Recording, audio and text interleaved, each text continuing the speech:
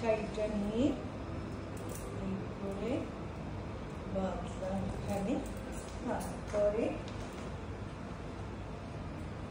এই দিকে অর্ধেক শাড়িটাকে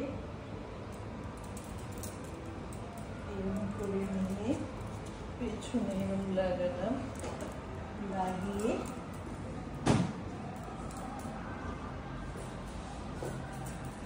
এটাকে এরকম করে ভাঁজ করে এখানে লাগিয়ে গুঁজো দিলাম।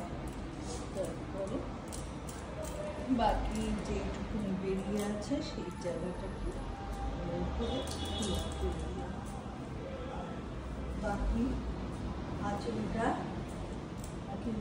এখান থেকে দিয়ে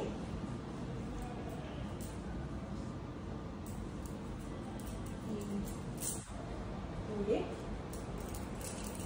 আঁচলটা নিলাম, আর এখানে যে আঁচলের বেশি অংশটা এখানে দিয়ে দিলাম। হয়ে গেল আমার ধুতি।